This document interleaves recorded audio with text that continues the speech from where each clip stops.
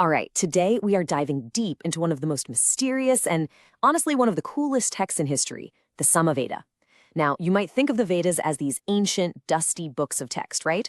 But what if I told you one of them isn't really meant to be read at all? It's a musical score designed to be performed. So let's tune in. If you need any proof of just how important this is, you just have to hear this one line from the Bhagavad Gita. When Krishna wants to describe his own absolute divine essence, he doesn't pick the Veda of philosophy, he doesn't pick the Veda of rituals, he chooses the Veda of song. Think about that for a second. And that's the big question, isn't it? Why would a collection of melodies be considered the highest form of sacred knowledge? The answer, it turns out, is going to completely change how you think about information itself and how it can be used to literally engineer a spiritual experience. To start figuring this out, we have to pop the hood and look at the Sāmaveda's source code. And let me tell you, what we find is a genuine shock. It's not really a new text at all. That's right, 95%, over 95% of the verses in the Sāmaveda are, well, they're borrowed. You could say remixed. They're lifted directly from a much older text, the Ṛgveda. So if all the words are just copied from another book, what on earth makes the Sāmaveda so special? And here is where it all clicks. The Ṛgveda gives you the lyrics. It's the foundational poetry, the raw knowledge, or jñāna. But the Sāmaveda, that provides the melody. It's the musical score sheet that takes that knowledge and transforms it into vijñāna, a direct, felt, experiential realization. It's the difference between reading a poem on a page and feeling the hair on your arms stand up when it's sung as a powerful anthem. And an anthem like this, it needs a very specific kind of performer. We're not just talking about singers here. We're talking about highly specialized masters of sound. So meet the Ṛgveda priest. In these huge, elaborate Vedic rituals, this guy's job was basically all about sound. While other priests were doing physical actions, the Ṛgveda's only job was to sing. And let's be clear, this wasn't background music. This chanting was a functional technology, believed to actually activate the ritual and alter the consciousness of everyone there. He wasn't just a singer, he was the ritual's sonic engineer.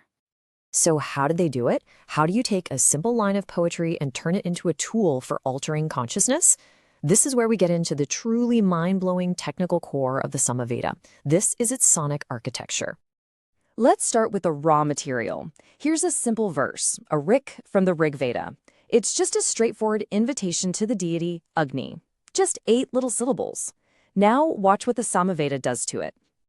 This transformation process is called Vikāra. And this is so much more than just singing the words. It's a total deconstruction and reconstruction of the syllables themselves. They would stretch them, repeat them, modify them, weaving them into a melody. It's an incredibly precise, replicable technology of sound. And just look at what happened. Our simple line, Agna ayahi vitaye, has been completely re-engineered.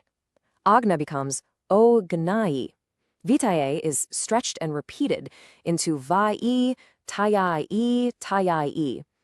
The original meaning is still in there, but now it's buried inside this complex hypnotic musical structure. But hold on, there's one more layer to this.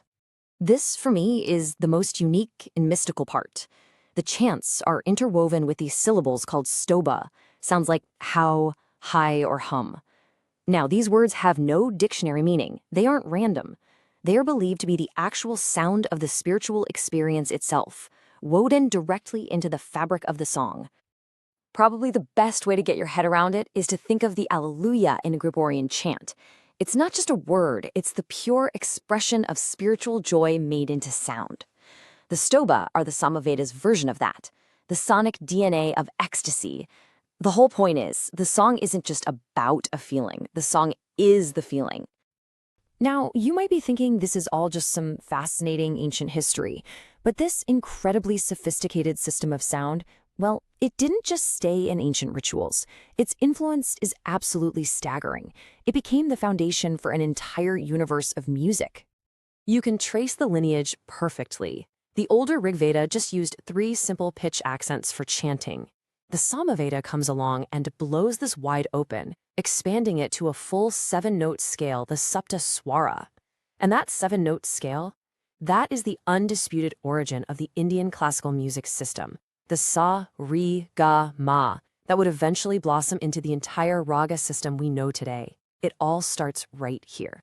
So after all that, after decoding the source code, the sonic engineers, and the incredible sonic architecture, what's the grand takeaway? What is the Sāmaveda really trying to teach us? Okay, let's recap the essentials. The Sāmaveda is the Veda of Melodies, the one Krishna himself called his own essence. It's basically a musical score sheet for the Ṛgveda's lyrics.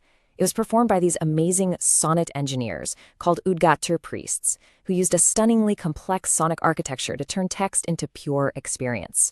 And incredibly, it's the direct ancestor of all Indian classical music, which gave us the profound concept of Nada Brahma, the idea that the universe and God itself is pure sound.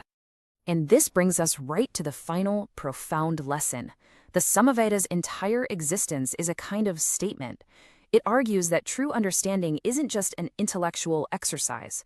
It's not something you can just read in a book and say you know it. It's something you have to feel, something you have to embody, something you have to experience. And that's exactly why it's the essence of the Vedas, because it reminds us that sometimes the most direct path to connect with something larger than ourselves, the shortest path from the human to the divine, isn't a word spelled out in a text. It's a single, perfectly rendered note.